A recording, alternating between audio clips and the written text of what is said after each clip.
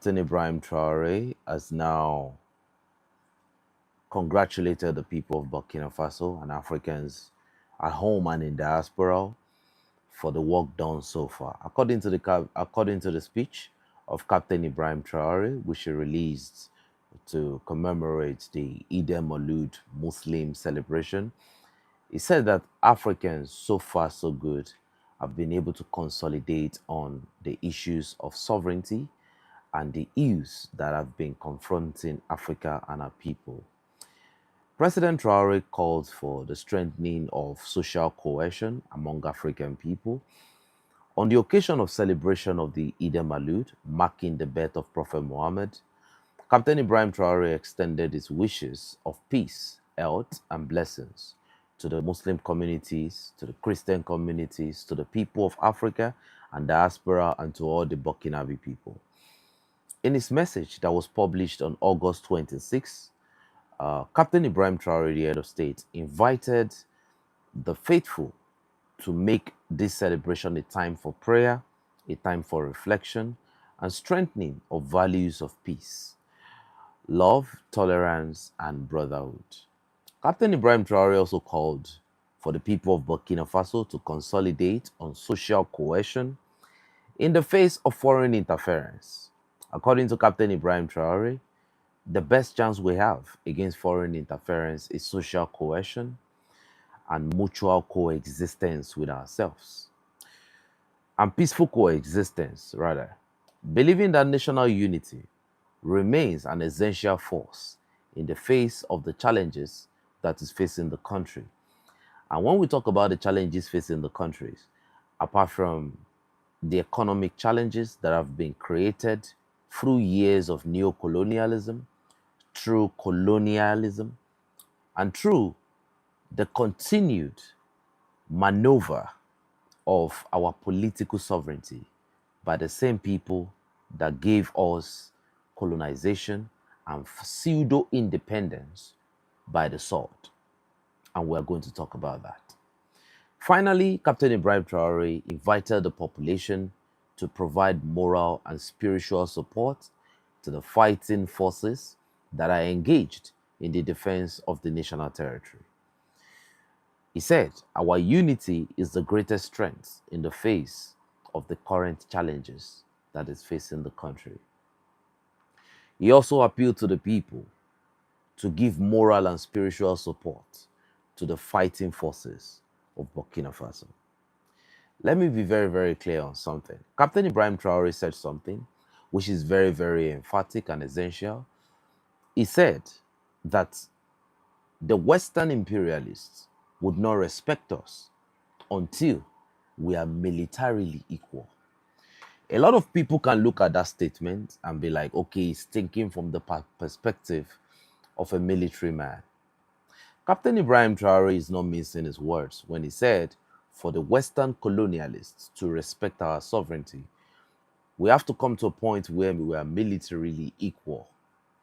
A lot of people should ask the question, how many of our military in Africa can mash up with the modern warfare methodologies that we are seeing on the international, geopolitical landscape right now? Is it the Russia-Ukraine war? African military needs to improve. You can't talk about territorial integrity. You can't talk about, territorial sovereignty. You can't talk about any of these things, political sovereignty, without having a military to be able to enforce all these things. Not just enforce, but protect the right of citizen and all these revolutionary changes in the country. And Captain Ibrahim Traoré has insisted that Burkina Faso will continue to consolidate on its economic strength, on its military strength, on its political strength. And these are key core values that needs to be addressed for a country to progress forward exponentially. With regards to Captain Ibrahim Traoré's most recent speech, the message coming out of Ouagadougou is very, very clear. And I think a lot of people need to sit down and understand exactly what is being said, ladies and gentlemen. Captain Ibrahim Traoré has restated in no certain terms that Burkina Faso will not accept. I want a lot of people to listen to this part. It said Burkina Faso will not accept the smallest form of Western capitalism in Burkina Faso. If you miss the statement and you're just joining the live, Captain Ibrahim Traoré said that Burkina Faso will not accept the smallest form of Western capitalism, deregulation, and deindustrialization of the economy on behalf of foreign investment. Now, this message might sound very, very ordinary, but it's very, very deep. That is a slogan and that is a position that I feel like a lot of people need to understand. A lot of Western analysts and journalists have said that the stance of Captain Ibrahim Traoré is too hardline, that it doesn't promote foreign interests. And when, according to the journalists, when they were talking about foreign interests, it was talking about foreign investments in the mining sector of Burkina Faso.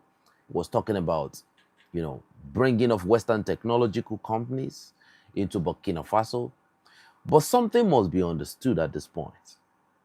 The reason why they are saying that Captain Ibrahim Traoré is not promoting some of these things is because there is no blueprint, there is no pathway for the Western, industrial dependence to be created in Burkina Faso. It's not just happening. Most of the industrial technological companies is heavily powered by the Chinese tech. Russia, yesterday, they just moved a branch of their technical schools to Burkina Faso that will carry over 2,000 capacity. That's for engineering and technology. If you want to further your education, you can go to Russia and get more skill when it comes to technical training on, I'm talking about weapon creation, talking about APCs, talking about military technology, talking about drone technology. So they are bringing what looks like the vocational school to Burkina Faso. And you definitely know that this is going to seriously benefit the Burkinabe people. And it's going to create employment within the institution of the state. And when it comes to agricultural sovereignty, Burkina Faso is on top of their game, thanks to the revolutionary initiative of Captain Ibrahim Traoré. So Captain Ibrahim Traoré is saying that they will not accept the smallest form of Western capitalism. You must understand that for capitalism to stay, to have any sort of influence in your country, there is a term and condition that comes with capitalism. Most especially Western-backed or Western-financed capitalism. You must deregulate. What do I mean by deregulation? Let me use Nigeria for example. There was a time one Nigerian naira was equivalent to $2. Again, I repeat, there was a time one Nigerian naira was equivalent to $2. So when Western capitalists come to your country, now whatever government you have in place, when you have the political sovereignty and the financial sovereignty there to where your currency can have so much purchasing power parity, there to where you can have so much economic strength to that level, they will topple that government. And to topple that government, they have to mobilize the vehicle of democracy. They have to mobilize the vehicle of civilian rights organization. So when you start seeing a lot of civil rights organization cropping up in your country, you ask yourself the question, whose interests are they serving? Why are these organizations coming up sporadically? And who is funding this organization? And when you look at most of their activities, is it pro-national or is it counterproductive to nation building? We found out from our research that most of the time is counterproductive to nation building. We were surprised that in Mali, terrorist organizations were calling on civilian rights organizations to stand up and support jihad. They were talking about, the fact that the civil rights organization must stand up to protest against the government. So you definitely know whose interests this organization serve. And when we talk about the concept of political sovereignty, what type of political sovereignty are we talking about? We have been able to figure that the only political structure that the West recognize and respect as regards Africa. Now, first of all, you know that the West has no foreign policy when it comes to Africa. When it comes to the ASEAN, the Europeans have a foreign policy. When it comes to Eurasia, the Europeans have a foreign policy. When it comes to America, Latin America, they have a foreign policy. When it comes to Africa, the Europeans don't have a foreign policy. And the last time this conversation was brought up, they said they don't need a foreign policy as regards Africa. Now, why is it that the Europeans don't need a foreign policy when it comes to Africa? Like, that means that they can walk into the building anytime they like under their own rules. That means the Europeans are saying arrogantly and adamantly that when it comes to dealing with Africa, they already have the neo-colonial structures in place. We don't need to sit with Africans as equals. We don't need to negotiate from a place of respect. What they are basically saying by not having a foreign policy when dealing with Africa is that we have Africa in the bag. And to have Africa in the bag, that means Africa must accept the concept and the construct of Western democracy. Africans must accept the construct of Western capitalism. You see, all these things work hand in hand. And when you accept capitalism, it means you must deregulate. Deregulation, it benefits the elite and it does not benefit the average population, where your currency falls heavily. When you ask the IMF, what is their policy about? Do you know that the IMF recently, they advised the Botswanan government to deregulate the Botswanan pula, that it is going to help foreign investment in the country and it is going to promote their economy. Ladies and gentlemen, it has not functioned positively anywhere on the planet. When you do that to your economy, you are autonomously killing that economy by yourself. But these are the terms and conditions that have been introduced to various sovereign countries by the Western colonization, which is the best name we can give to them even to this day.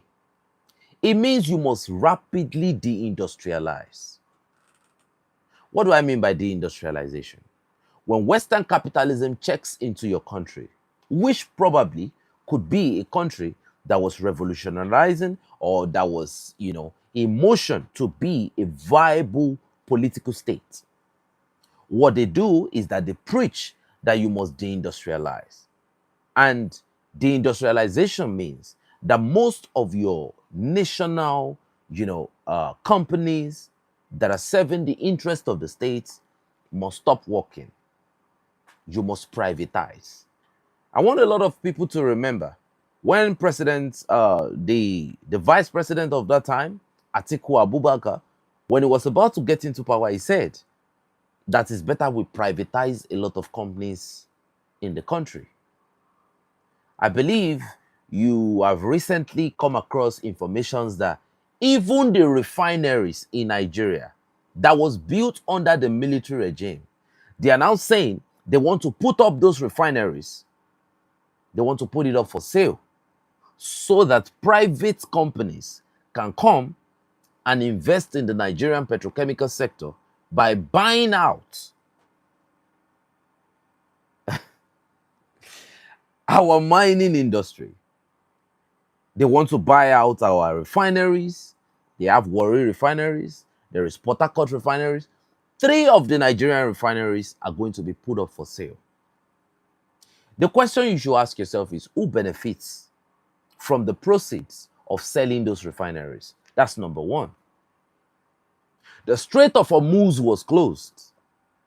And Nigeria happens to be one of the countries with the highest oil reserve in Africa, to be specific. But do you know that Nigeria had the highest inflation when it came to the inflation that happened as a result of the closure of the Strait of Hormuz? So every Nigerian should ask themselves, how does these counterproductive policies, how does it benefit you as a citizen of the country? Capitalism can never, ever make a society balance. So it is not the president that is making these decisions. IMF loans, what has it done to the economy of any country in Africa? It destroys the economy of every country that I've seen. The so-called IMF loan. So when you see that countries like Nigeria continue to say, oh, we need to sell our refineries, we need to do this, we need to bring in private investments, and you see every opportunity that the government gets, they want to borrow money from IMF, from World Bank. These are the policies that needs to be put in place for those loans to be disbursed. You must deindustrialize.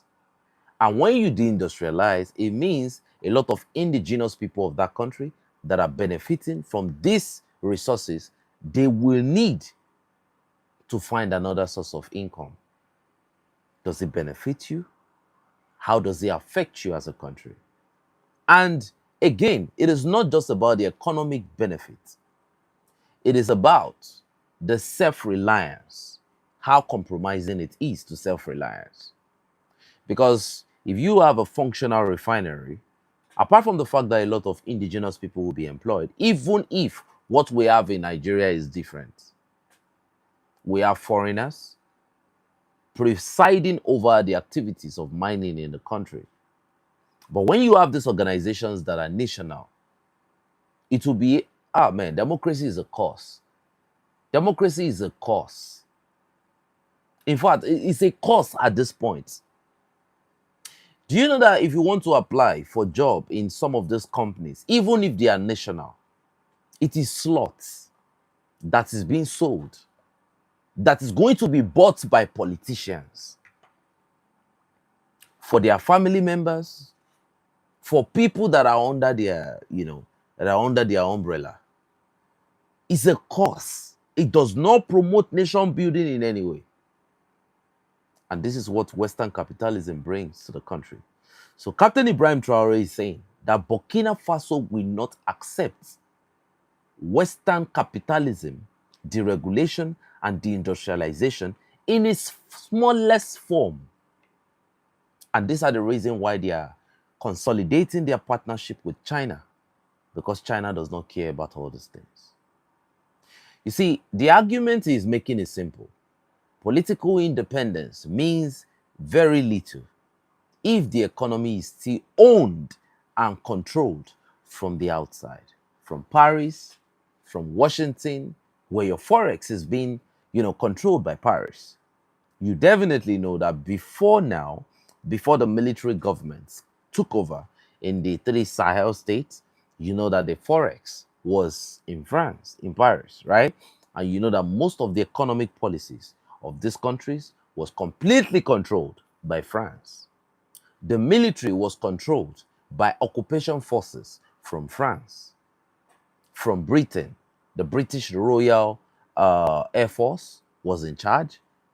The Americans were there in the Diori Amani 201 base, which they call the drone base in Agadez. The MINUSMA were there.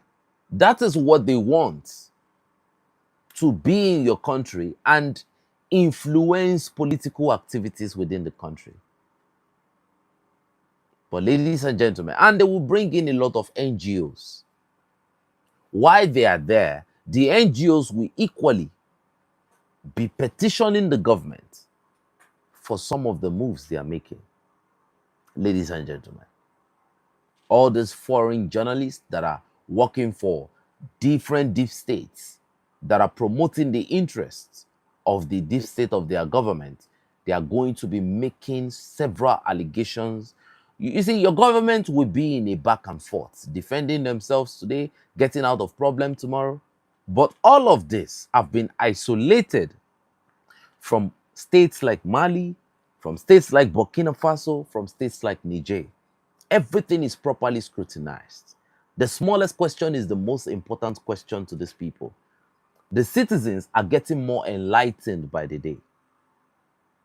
The way you expect a Burkinabe citizen to respond to certain moves right now is so different. I was seeing recently in Mali where citizens actually called the police to come and arrest some citizens that were pouring garbage on the main road. That means the citizens are evolving. But I can show you the gutter next to my apartment here. It's disheartening, ladies and gentlemen.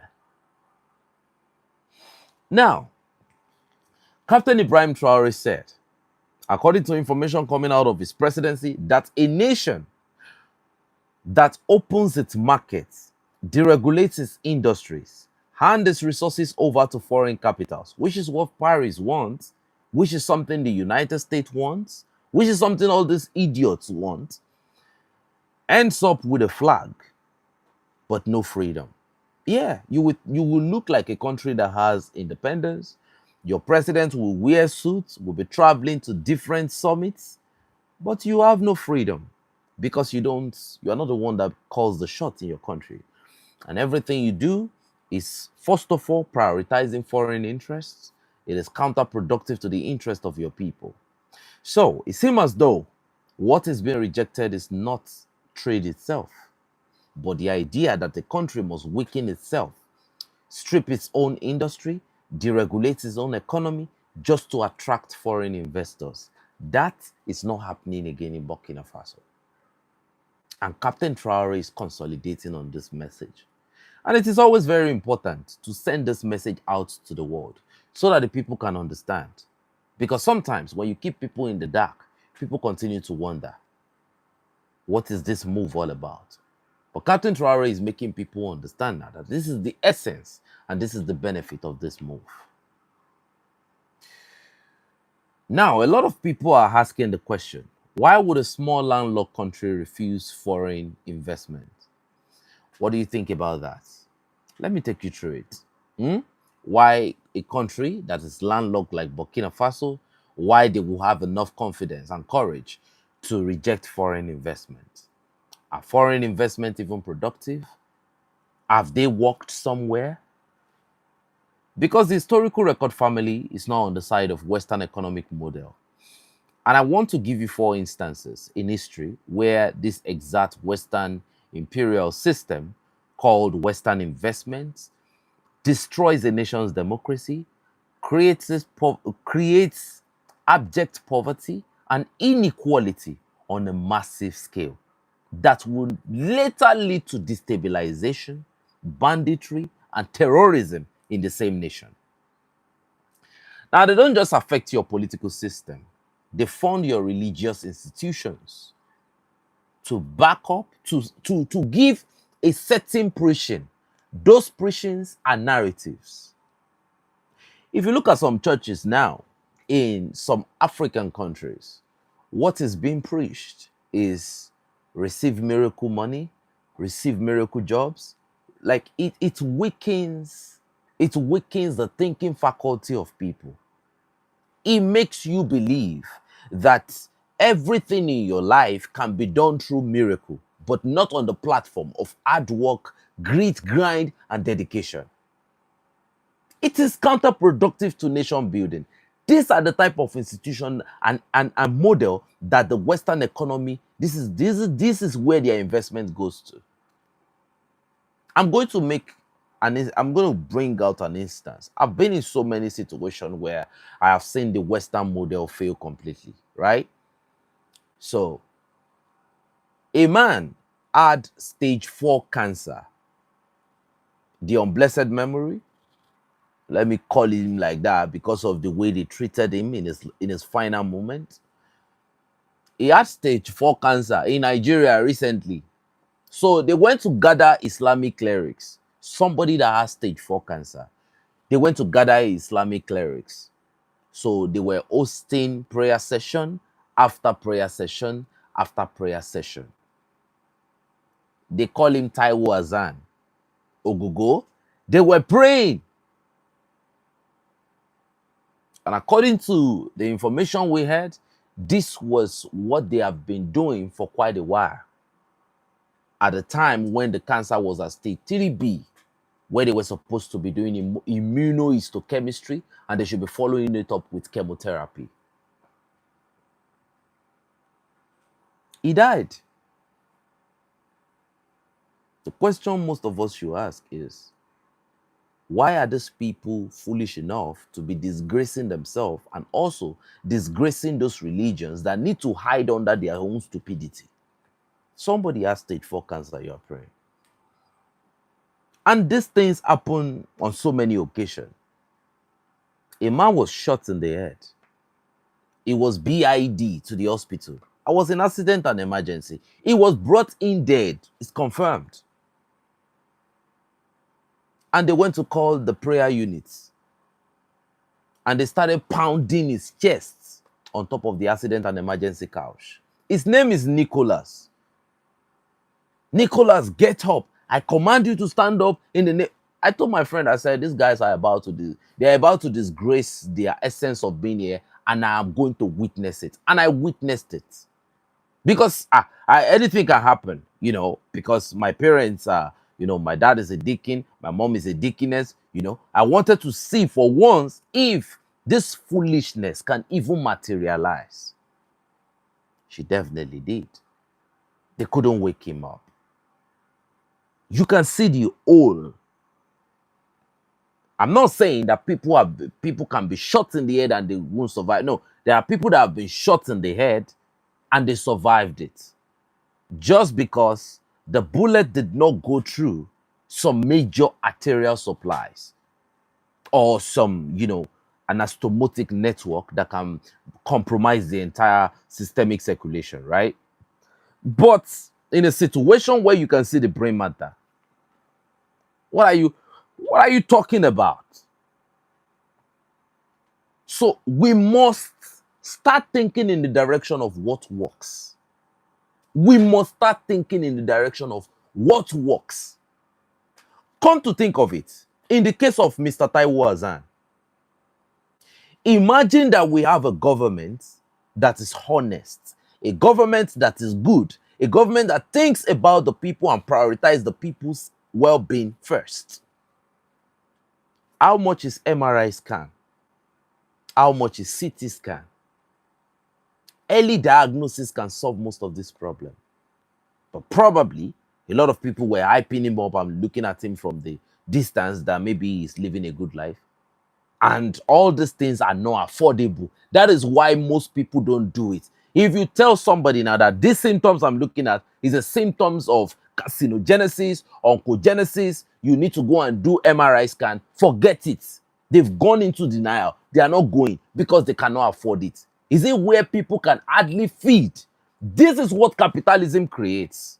And at the end of the day, when they want to talk, they will talk things like, oh, Shebi Dangote is from the same country. What the hell is that? They will say Adenuga and Otedola is from the same country. People hardly go and look at the Lagos Bridge. Underneath the bridge, there are people that are living directly. I'm not talking about the ground. They are living directly under the rungs of the bridge. Look at Nigeria as a whole. Is it not capitalism? When has it ever worked? Capitalism does not work anywhere. How do you benefit from Dangote?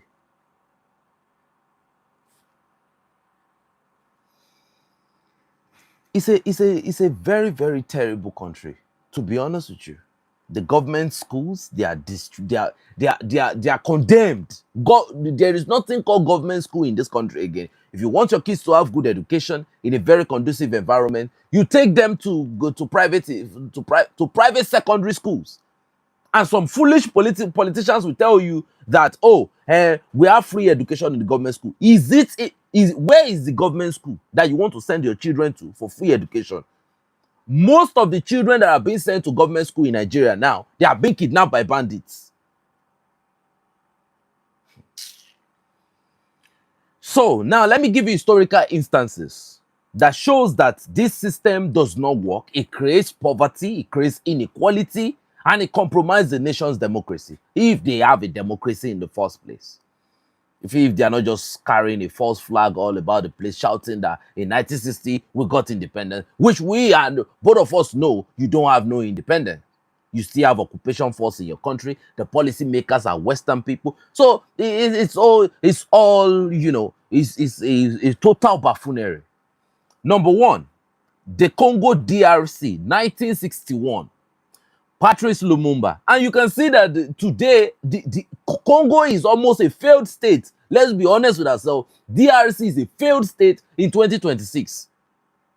And the war you are seeing in Congo, the decapitation of the Congolese people, the biological warfare, the chemical warfare against the Congolese people. Are you aware that recently they discovered that one of the government pipe-borne water was infiltrated with a lot of hazardous and poisonous chemicals? See, I can tell you at this, when mosquito bites you in Togo, in Congo now, it's the West that is orchestrating that move. Now what they do is that now they want to seize lands from Congo, and they will channel the resources of Congo through, what's the name of this country? Rwanda. Through Rwanda, they take it to Europe. They fund the chaos. Till this day,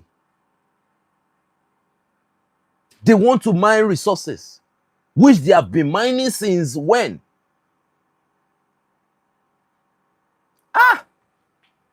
You see, Western system destroys every fabric that makes a nation a reasonable entity. Since Patrice Lumumba, what are we seeing in Togo today? In Congo today? If you look at the people, they are not even honest. Their core values is in the mud. It is not even getting out of the mud anytime soon. And I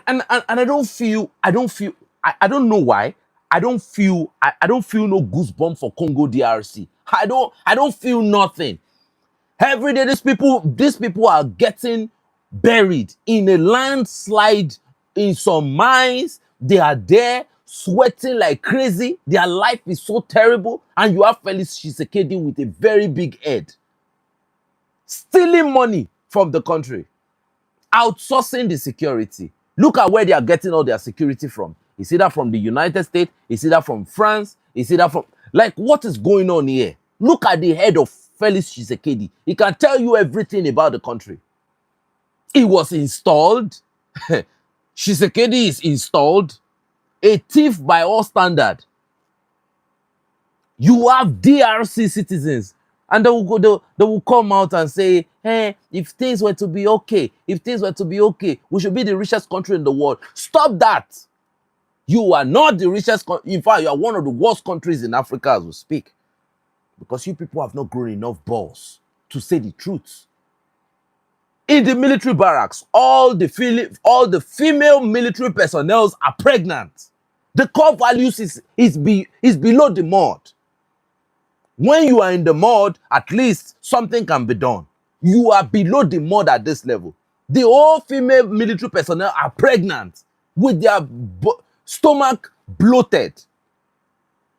They cover you see Congolese forces fighting and rolling themselves on the floor. Like, I looked at it, that what type of country is this? Robbery everywhere, insecurity at the highest level. Private contractors beating other private contractors to death. DRC is not a country at this point. And that is where you have the full policies of the West in place. I'm going to tell you something. You see, a slave that is not sensible enough to demand for their own freedom, through the sword, through blood, through anything, does not deserve to be free.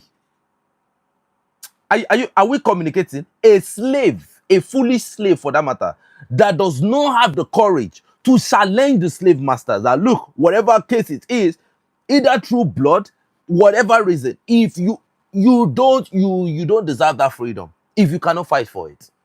Is the Congolese situation not despicable enough for you to say, yes, it's time? It's time to go to war. Whatever happens, at least some people will be left. It's crazy. I look at the number of people that got buried under the landslide. I was like, God, man. So the question is, in that same mine, who are they mining that gold for? Who were they mining those cobalts for? It is not even for the people that are in those mines. It is not artisanal by any shot. It's for some Western companies. It's a failed state at this point. The Special Military Forces personnel, they were selling their rifles. They were selling their PKM rifles. They were selling their AK-47 for $200 to Western machineries that came to the country. Tshisekedi paid them to a certain level. If you look at the amount that Tshisekedi pays machinery in Congo DRC, you will be shocked to your marrow. Tshisekedi paid Western machinery. Why can't you build the military? He paid Western machinery to a point where instead of the Western machinery to get competent personnel, they started connecting, they turned it to contracts. They started bringing in their family members to come and join. They started bringing in their family members because it was just too lucrative. He paid them in dollars. Yet, the military, they only have one armor. The military only have one armor. Once you spend that armor on the line of contact, it's over for you. It's terrible. And this is a very foolish man that is being backed by the West. These are the type of leaders they want us to have in Africa. Very, very incompetent to the highest level of incompetence. And if he is now look, the West enjoys that type of system, regardless of how many DRC people have to die. If for whatever reason one day a military dethrones that idiot with big head, you will start seeing the West. The African Union will be activated. These foolish organizations, you will start seeing them say democracy must return. They must return back to constitutional order. Does DRC currently, does it look like a constitutional state? Does it look like a reasonable state to anybody? If you are not being robbed, it is one earthquake, it is landslide, because the whole subsoil of the country has been, it's like you are walking on a manhole in that country. So in 1961, they lost their chance with Patrice Lumumba. They threw everything off. And I think the ancestors of these people have not, see, I don't know.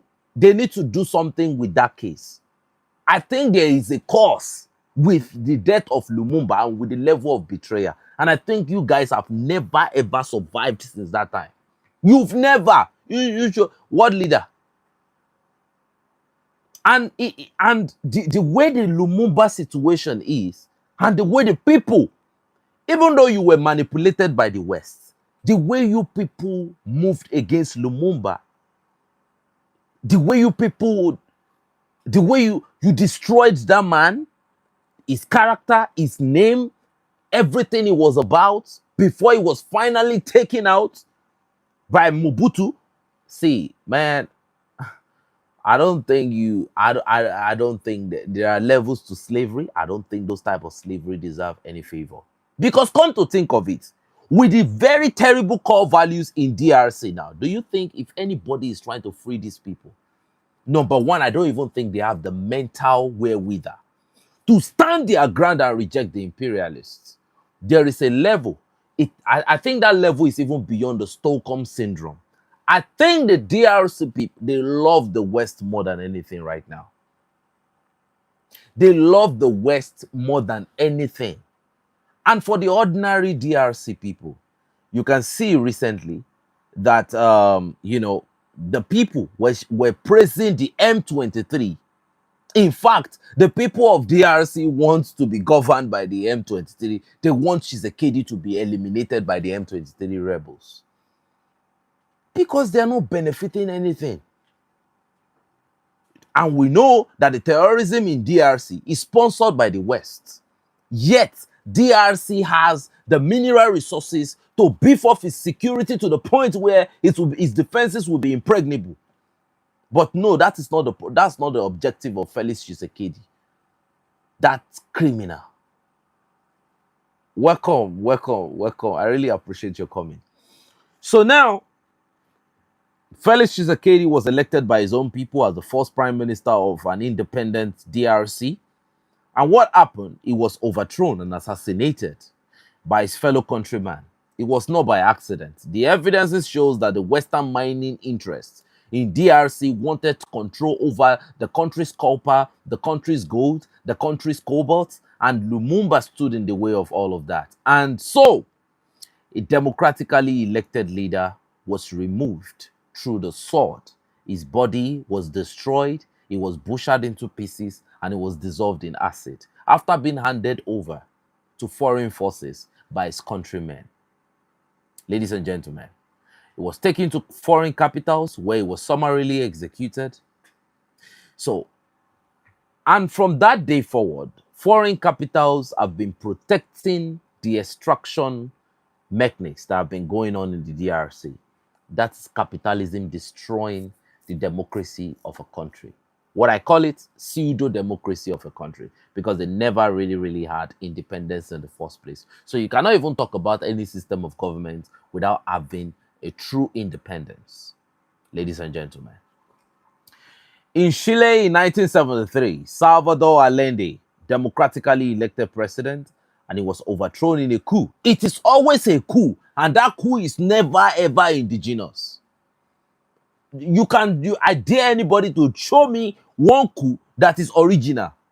A coup that came from from the pressure point of the people, apart from what you have in the Sahel, apart from what you have in Mali, Burkina Faso, and Niger, which was anti-imperial coup, and apart from the past categories coup in Benin Republic. Show me one coup again that is not foreign backed.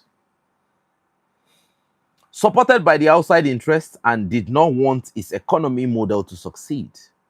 After the coup, the country was handed over to a group of economists who deregulated everything. You know, I told you, I said for Western capitalism to survive, you must deregulate your economy. They deregulated everything, they privatized everything. Exactly, that is how it goes. After deregulation, they privatize. And they opened the economy to wide foreign capital. The results, massive inequality, wealth concentrated at the top, while ordinary Chileans lost their jobs, lost their lives, lost their pension, and their industry. Western-style deregulation on full display. If you are living in a democracy, you can see all these things. Ghana is the next target because Ghana still has some sort of economic sovereignty, and they are in motion to infiltrate Ghana and to destroy that type of economy. Ghana is enjoying some momentum right now, and the West is in motion. I've heard statements from IMF, I have heard statements from World Bank, personally meddling in the affairs, the internal affairs of Ghana, which is very bad and disrespectful. The question we should be asking is, where does President John Dramani Mahama stand against foreign interests in Ghana? A man that is outsourcing his security to Ukraine. You definitely know that something is wrong right there. But it's not the conversation for today. Number 3, Ghana, 1966.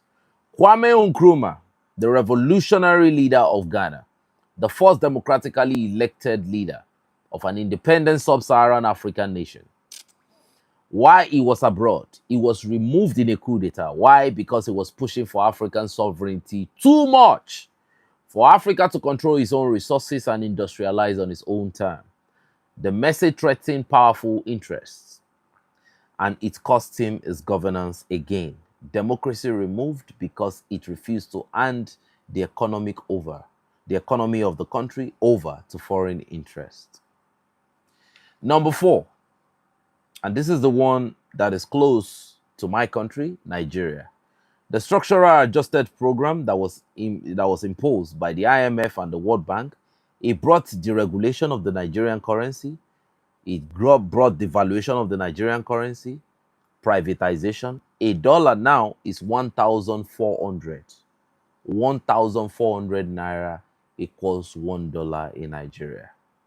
And this foolish government official, this politician will tell you is good for you. And most of their money is being stacked in dollars. It was imposed by the IMF and World Bank, which brought about privatization, currency devaluation, deregulation, and the collapse of local industries, which have examples which I've already cited at the beginning of the podcast. You know, textiles mills that employ thousands, they shut down in Nigeria. Rubber production company shut down. The cocoa production company shut down. Sovereign agricultural initiative that was feeding the country shut down. Nigeria came from being an agricultural superpower to zero. Now they are living on import economy. Now the economy was open to foreign goods that local factories could not compete with. Poverty went up, inequality went up, and to this day, family, we are still living with the consequence of Western policies in Nigeria. Now that is exactly what deindustrialization on behalf of foreign investment, that's what it looks like. So now, when Captain Ibrahim Traoré is saying that he would not accept Western capitalist system, even a shred of it will not be accepted in Burkina Faso. When he refused the smallest form of Western capitalism, it is not ignorance. It is not because of these four examples, all right? There are many more examples, all right? Show what's happened when a nation deregulates and deindustrializes for foreign capital. It ends up in disaster.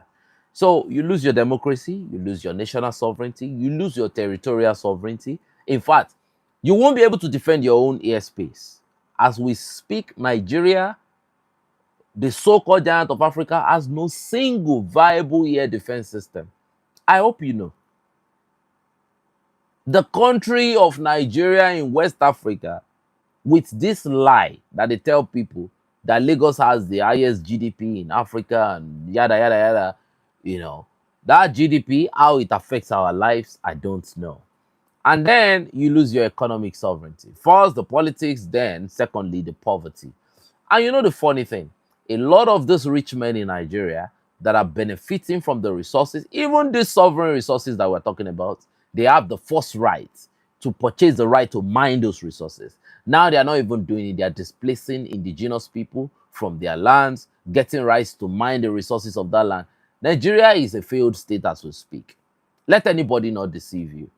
Even the last right that people have in Nigeria has been taken away from them, which is the right to live. You see, first, the political sovereignty is stripped, and secondly, the economy will be taken away from people. Once the economy is taken, then poverty goes all over the place. I was in Biariga today. That's like a water front. I was there just to clear my head because that's what I do once in a while when everything is looking very, very difficult for me. I go to the beach, I go to anywhere where I can just sit down and think about my life. You know, I was just there today, and two things happened. And these two things that happened defines Nigeria of today. So when I was going, I called my friend. I said, look, I want to go to Biariga because this is the only time where I have the opportunity to talk to myself and to really, really take off the pressure from my head, you know. Thank you so much, family, for the donation. And we got there. And there was this NGO that came. So they cooked food, they cooked rice, and they want to distribute rice to the people. Ladies and gentlemen, the number of Nigerians that flood the environment, I was like, God. I can tell you that vehicle parked, and immediately they informed the people that, okay, they are there to distribute rice. Guess what happened? This is in Lagos, Nigeria. That so-called useless environment, they said it has the highest GDP in Africa. How are you benefiting from that GDP? Nothing. It's a failed state. Don't let anybody give you any kabuki theater. Nigeria is a failed state. We don't have electricity. We've not had throughout the week. Lagos, Nigeria. People cannot even pay rent. You dare not pay rent in this Lagos. Who are you? Ah.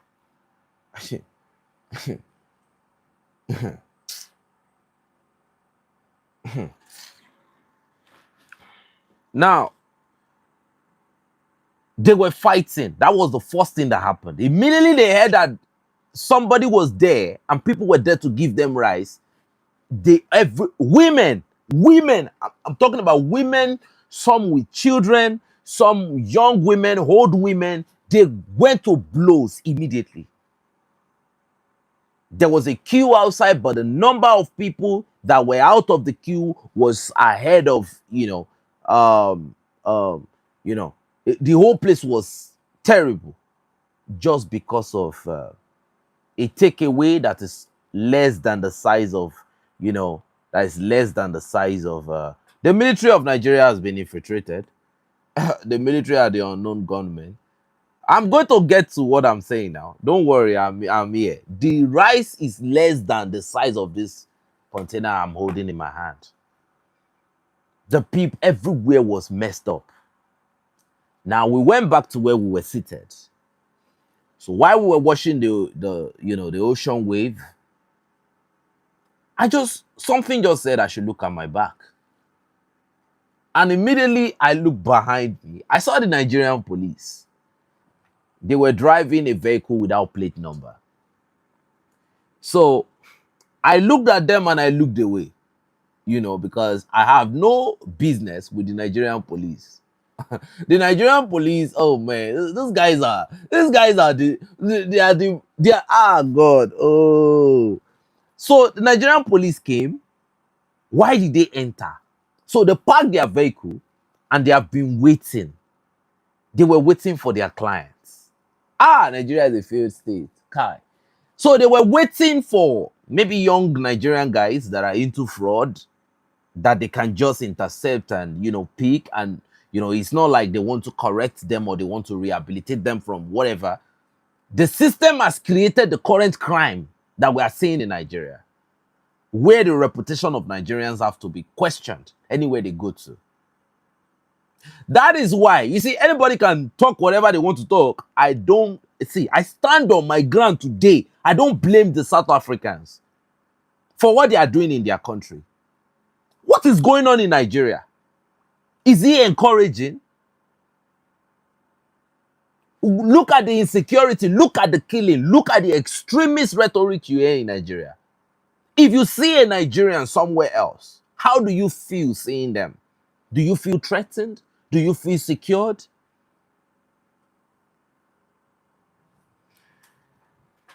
The police came and they told my friend to stand up. And they started searching him from head to toe. I was laughing. So I was expecting them to question me so that I can give them the necessary introduction of who I am. But they did not even look at my direction. We were sitting on the same chair. They didn't look in my direction. They were just looking in his own direction. I was like, why are these guys, why are you troubling our lives here? It came to a point I almost told them, like, I brought this guy here. What are you people driving at? There are criminals everywhere in this Lagos. You are not going after those criminals. You are coming to check. You are coming here to waste your time. Right? So they came.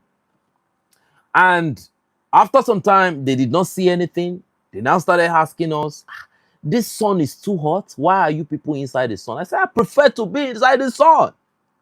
And as a policeman, I'm very, very surprised that I'm hearing this from you, because most of your time you spend it inside the sun. I told them, I said, you are from the Bariga Police Division. I really, really give a lot of credit to you, because you guys are doing a very, very phenomenal job. Matter of fact, the only reason why there is no insecurity in this particular part of Lagos State is because I heard that you guys have shown enough cojones in the face of insecurity. And according to the information we had, they said they gave them a presidential authority to delete any criminal that they find. So the place is very, very peaceful. You can step out right now. You have no problem. So I looked at them. I said, well, I appreciate you guys. You guys are doing a very, very fantastic job. But I would not do something that is against your core values, because normally I'm supposed to give them money for their, job well done. But I just felt for a minute that no, you guys were looking at us like we should be criminals. That was what you thought, even though you were not coming in my direction. But you looked at the other guy because he looks somehow expensive and cute. He was carrying a bag. So you felt like, oh, he should be a Yahoo boy. But that is not your duty. You should not even be here. This is not a place. There are securities here. You should not be here. You should be on the road doing stop and search or doing something else. They are always looking for an opportunity to exploit. This is the Nigeria of 2026. It's a sorry case. It's a sorry case. Nigeria of today, when you enter anywhere, when the security personnel stops you, they are not stopping you to do their due diligence. They are stopping you, guy, anything for your boy. It's so embarrassing in 2026. And it's coming from the government down. The situation has become so intolerable to the point that the core values of the personnel is in the mud. I don't know who is much worse between Nigeria and DRC. I don't know who is terrible. Nigerians have no right to condemn South Africans. I dare you. You have no right to tell South Africans that whatever they are doing, you are doing this, you are doing that. I've never condemned the South Africans since they started. I have never, and I will never do it. Because what are you doing in your country? You take a bag of, you take a 5 kilogram of rice during election. You vote for Tinubu again. You will go and collect beans. You will vote for Tinubu again. Look at the rice they are distributing today. So at the end of the distribution, they might tell them that, please, we want you people to vote for APC. This is the Nigeria. I don't know which is much worse between DRC and Nigeria right now. I don't know. They are killing in DRC. Yes, they are doing it. They are killing in Nigeria too. But when you look at the statistics, if you look at the number, there are pictures I cannot show you, but I'm going to try my best. I'm going to post just one of those pictures. I won't do too much. I will post one of those pictures on my Telegram channel immediately after this live stream. It just happened in Nigeria. So that you see, I'm a Nigerian. So part of me, see, I cannot show you what is going on in Nigeria now because it's alarming. It makes Burkina Faso looks like Russia right now. I will just show you just one. Just one. Let anybody stop deceiving you. And when I look at their bloggers, it's shameful. When I look at their bloggers, I don't know what these people are trying to create. I don't know what they're trying to do. You talk about, oh, this terrorist group, you see them in this bush, they will say this one is in Mali. They will say this one is in Burkina Faso. Stop that nonsense. You don't even know the location. You don't even know where the video was created. And the context to everything they post is terrible. Are you people employed? From who is paying you to do all this nonsense? The insecurity in Nigeria is enough for Nigeria itself. Now, credit to Captain Ibrahim Traoré, all right? Because he's consolidating on the political sovereignty of the country, the mineral sovereignty of the country. I'm very afraid to move or even visit what Trump did. Whether you agree with the method of Traoré or not, he is asking the question that matters. Should a sovereign Burkina Faso weaken its own economy just to be accepted by the international, old order post-World War criminal organizations and system, I don't think Burkina Faso should turn in that direction. If you accept me, look, if you if you accept me now, what does it make me? And Burkina Faso is now part of us. What has that changed? How does that affect me? Has it put a sticker on my body that I'm now part of the global order? What is the meaning of that nonsense? So I saw somebody posted a message on this our platform yesterday when I said, for Christians, you have a mansion in heaven and you are struggling to parent. Why not simply just go home? Right? I was like, I should stop all this Christian.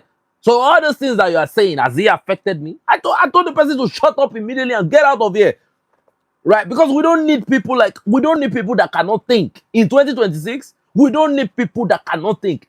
They irritate me. See, when you talk about the Stockholm syndrome, there are some people, they have stage 4 Stockholm syndrome. So they leave. So if the world order that ECOWAS and African Union belong to, if they say they are isolating Burkina Faso, what has that done to Burkina Faso? Has it stopped the industrialization? Has it stopped the commissioning of the national gold mine?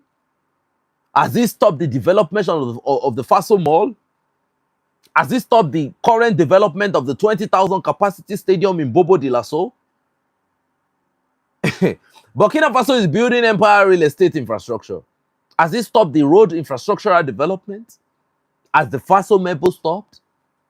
Has it stopped people from moving on the streets? Has the economy collapsed? Ladies and gentlemen, let's be very, very honest with ourselves here. Some things don't matter because they are very, very irrelevant. I respect Captain Ibrahim Traoré.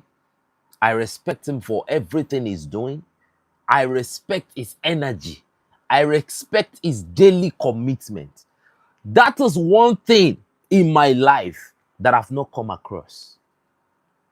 You see, when you are serving yourself, you can be committed. When you are serving the people, it is a different ballgame entirely. Not just serving the people. When you are serving the people in honesty, when you are serving the people with an ambition that is almost at the point of being delusional. Because if you tell an ordinary person, is this current Burkina Faso that we are looking at, is it possible? You are telling them back in 2019, they will tell you it's not possible. A Burkina Faso where President Mohamed Bazoum of Niger said Captain Ibrahim Traoré is delusional. He said the VDP will not work. He said it's turning the state into a militant state. But look at the Burkina Faso of today. Ideologically, they are stable. Financially, they are getting there. They are creating their own institution. They have formed their own parliament. They have their own industrial bank. They have their own TV station. They've banned the teaching of French Revolution. They are now teaching the Malian Revolution. They are teaching the Burkinabe Revolution. Just simply look at the statistics.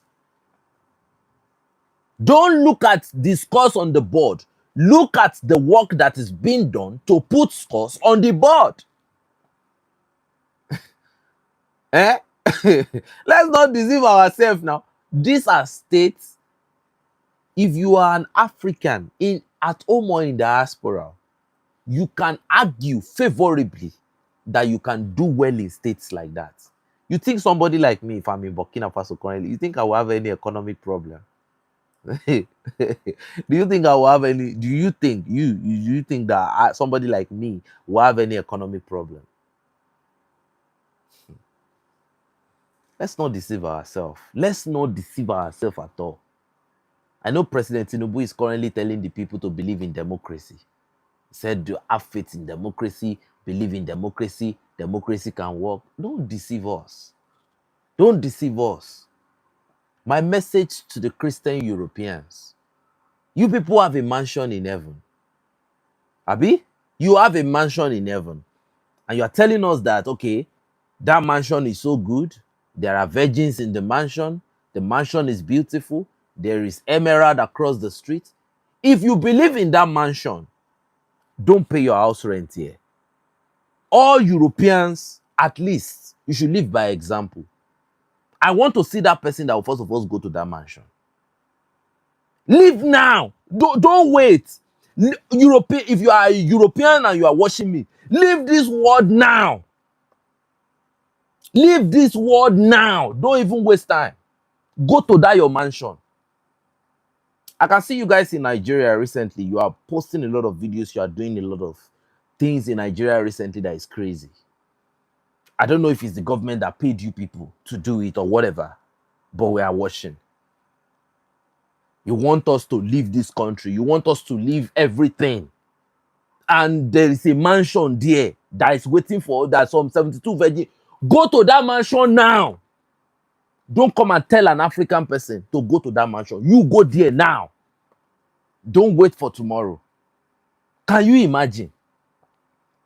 Let me tell you people something. Do you know how many surgical cardiovascular transplants they did to resuscitate the life of Pope John Paul II? His sinoarterial node, his atrioventricular node, his atrioventricular bundle of his and his Purkinje fibers were completely failed. They were not functional again. So they were transplanting different cardiovascular structure on multiple occasions to just keep him alive. And the same person will tell you that you have a mansion in heaven. He should live now. Enough of lies for our people. Enough. Our people have been lied to so many times. We've had enough. Sovereignty starts now. We've had enough. My mom is a nurse, a deputy director of nursing service. My dad is a doctor. But I have never, when I was growing up, I took a lot of herbs as an African. So when Donald Trump said they will stop selling drugs to us, I can easily go back to I can easily go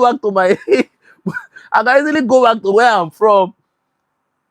See, it does not affect me one bit. I still take herbs to this day. In fact, it helps. It aids digestion in my body. Because the therapeutic dose and the toxic dose have been estimated. So nobody should try to make anybody a buffoon. I was raised with herbs. This old story of Western dependency, I don't know where it's coming from. I love everything that Captain Ibrahim Traoré is doing. I love his message. His message is enlightening. His message is that we should maintain social cohesion in the face of foreign destabilization agenda. And you know the Western imperialists will not rest, because the glory of the Sahelian state works hand in hand with our doom. There are some countries that don't have any mineral resources, but their problem might be maybe their country is located very close to some trade routes, and the maritime superpowers will want to use that trade route to compromise the economy of certain people, like you have in Djibouti. It's why always Africa, for God's sake? Like you have in Djibouti, right? But Burkina Faso, Mali, and Niger, your glory works hand in hand with your doom. No, it's not your fault that Mansa Musa was traveling all over the place. At the time when he was traveling, he was the richest man on the continent. According to information, 75% of the world gold at that time was coming from Mali. So you definitely know, if they can make a movie about Mali, where the deep states, they were saying that there is a country in West Africa called Mali. Their interest must happen in that country. And they said it very clear in the Hollywood movie that the currency they are using to negotiate with Mali that is giving them good results is terrorism. They have said it, and we are seeing the physical manifestation. Burkina Faso has gold. You have lithium. Unfortunately, everybody is talking about green energy. Everybody is talking about climate change. Everybody is going for renewable energy. You are in trouble. So your glory goes hand in hand with your doom. Niger has uranium, which has been powering most bulbs in Europe, 60%. And now you are controlling that uranium. They could not sanction you because you are so arrogant and adamant that you've decided that it's sovereignty or nothing. And what did they do? They said they wanted to be placing secondary sanction on the countries that want to buy uranium from you. So this is what Africa is dealing with in 2026. So the thing is simple. We are not going to be respected as a continent, as a people, until we improve our military to the level where everybody is now classmates. Africa must get to that level. Even our thinking must get to that level. It is not just military capability alone. Our thinking needs to get to that level. As an African, there are countries you go to now. You cannot tell their citizens to go and fight jihad. It's not possible. They will look at you like an animal. There are some countries you cannot go to as an African and tell them, now you people, you pick your sword and go and fight jihad. They cannot answer you, even though they are Islamic countries. They will not answer. They will look at, in fact, they will call the police on you. In Saudi Arabia, you cannot go and tell them to come and fight jihad. Though. You will end up in such a prison that you will not like yourself. So Africans need to improve themselves. See, this brain, we need to use it. Where a foreigner will come, and because he's a foreigner, and because he has certain skin color, he will tell you, you have some 72 virgins waiting for you. Go and fight and die there. And you wear suicide vests.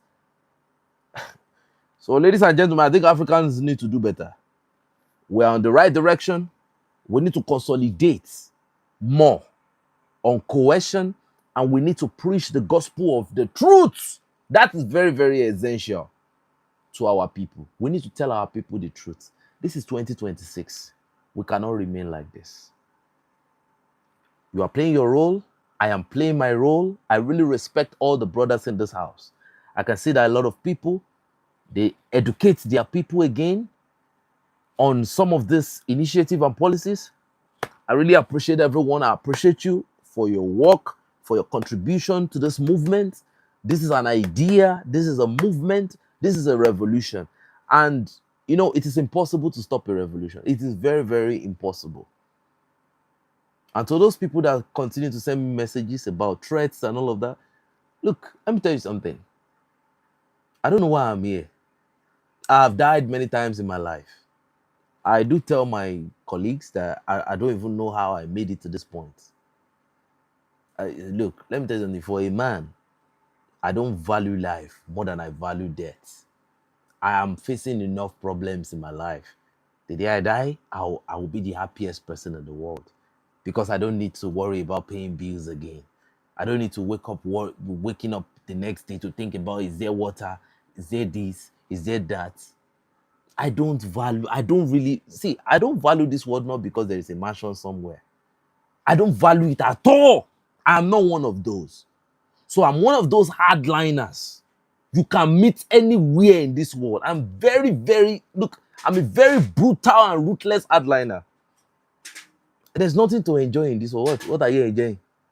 You are driving car. Who are you intimidating?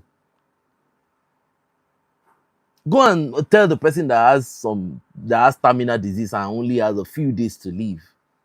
Go and tell them how they think about this world. It's nothing to them. Somebody like me cannot be intimidated. If you put me in front of Macron, I'm going to say, why are you terrorizing Africa? What I will say is what I will say. There's nothing anybody can do. I've seen people die every day. We were fighting war when I was very small. I had to hold my sister by her hands and we were running together. So in fact, if you are a Nigerian now and you are still scared of death, then something is wrong with you. We have seen it all. The only prayer you should pray is that you don't get captured by your enemy. If you want to go, you have to go once. Just go. This world is too terrible at this point. We have too many people whose cognition cannot function. Some people are not thinking. They wake up some people are more when I see some people every day, I tell myself that, man, I cannot be here. I cannot be here. You know that when you see certain people, their way of life can be therapeutic to you, that, man, I want to live. Because the way they are moving is encouraging you to live. There are certain things that you will continue to say, oh, man, I want to live to see the end of this. I don't know why Africa, what I hate is if you've not done your part and you are complaining, it infuriates me. Most especially Nigeria. People collected money, they collected rice, they collected beans, they collected Gary, they voted for Tinubu, and now the policies are counterproductive. Now they are complaining. Why are you complaining? Family, thank you so much for joining the live stream. I really appreciate it. And for everybody that takes their time. By design, I saw your super thanks donation. Ignatius Mo, I saw your super thanks donation. I really want to appreciate everybody, man. I really, really want to say thank you. And for those fanatics that come to this channel to try to address me directly, I just told you I'm a hardliner. Like, I'm a brutal hardliner. Like, one of the most vicious one you can find anywhere. And I don't care. And I'm very unapologetic against people that cannot think. I am the most vicious hardliner you have. Don't even worry. I am brutally honest. This is me. This is how I've always been. So if you leave now, go to that your mansion in heaven now. Don't wait. This is who I am. You cannot change me. I don't value anything in life. I don't value luxury. I don't value cars. I don't live that type of life. I have lived at the lowest level of this life. I have lived it. I've been through many things. So I'm not one of them. I will say my piece because I am facing what that person that has almost given up. I have faced what they are facing, and I continue to face every day of my life. Because the moment I see people that are struggling, I am not happy myself. And I've never been so comfortable to the point that comfort makes me feel too comfortable to realize that at any moment, everything can go. I am somebody that lives my life with that reminder that Bumi, one day, what do we have? What is our own? As an African, why are you excited? What is our own? What can we call our own today? Do you have a mining company somewhere? We don't have anything. Look at most Nigerian youths. If the Americans now shut down the tech system, if they knock out TikTok, if they knock out YouTube, if they knock out some of this, what do they call it? Spotify and all of that, then what happens next? We work in a civil service system where everything is controlled. You cannot even afford to buy a chair in a month. The other month, you will start paying the debt. So why are you still excited? I have seen many patients die. I've seen a man hold my hand and tell that if I can live through this situation, he died some moments after. Said if you can live through the situation, he will appreciate me. People fight for their life. I see it every day and they still lose it. So what's the big deal? They be like, hey, they can threaten you. Threaten who? I'm not one of them, bro. I'm not one of them. I don't really value money to where I become weak. I know every day, look, every day I earn money, I'm scared. I'm even scared of the money. Because money and wealth will make you start waking up on silk clothes. Imagine if you wake up on silk clothes every day and one day you have to go to the floor. Can you adapt? Mentally, are you there? If that situation comes, can you take it? If Nigeria say that today, okay, they declare that they want sovereignty, if a government takes over and it cuts out the West, how many Nigerians can survive it? Because there is a sort of financial dependence that have been created now that some people cannot live without the West. Is the truth. I can promise you today, no YouTube again, no nothing, I can live. I am from that life. I love that life. I am from it. I'm an hustler. So all of these, some people that are supporting you, I don't want that support. Oh, I don't want. I don't want too many things in life. Let it go. When you have too many things, when the day of your disappearing comes, you will be scared to go. You will be scared because you have children. Maybe they are not grown. You have wives. If you marry too many wives, you have cars, you have luxury cars, you have buildings, you have real estate everywhere. You will be scared. I am not afraid. eh? Somebody like me. Do you know why I have this very dangerous mindset? I have nothing to lose. There is nothing for me to lose. Forget it.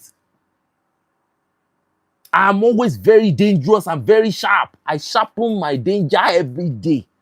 There's nothing to lose. I wish there are many people like me. When I get to work, I tell people the truth. Stop stealing from these patients that are dying. It won't help you. I have nothing to lose. When the police came today, I was just, what do you people want? When they looked at me, they went. They know that this one is something else. And that's the truth. I don't dress to impress. The police did not even look in my direction because I look like somebody that was coming from a jungle. I don't value all these things. You want to speak English? So what has your English, what infrastructure has your English brought? It only brings oppression and strife among citizens. So what? So lastly, I think we need to start questioning our academicians, our professors. Nobody should come out of anywhere and tell us that I'm a professor. You are a professor of what?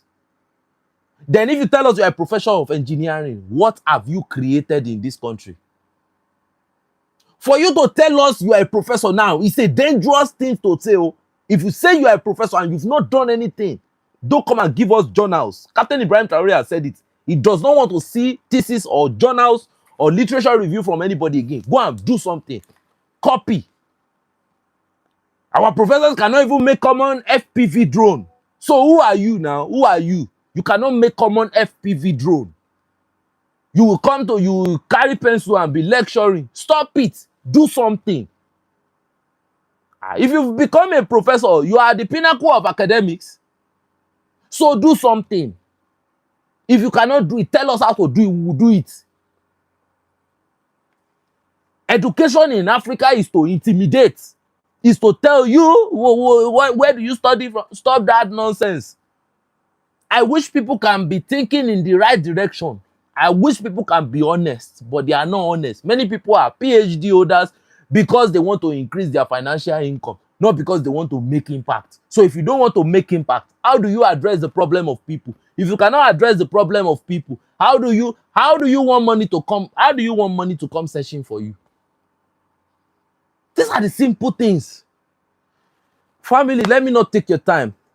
Madam Angela, I really appreciate your contribution. It's really, really something I cannot deny. Your contribution does a lot for this community. Like, it goes a long way. And you really, really don't understand how much it goes. Very soon, in the next probably 2 weeks, you guys are going to see a massive change. Thank you so much for supporting. This is the Android community. Long will it remain the Android community. But don't forget, Bumi is my name.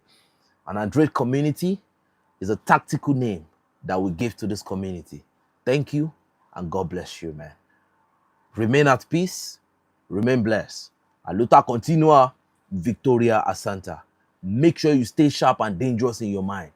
Your mind first. Make sure you remain very dangerous and very, very sharp in your mind, because your life and your safety depends on it. Don't stay weak. Don't stay too weak. That is where they want you to be. You cannot be there. So thank you, and God bless your family.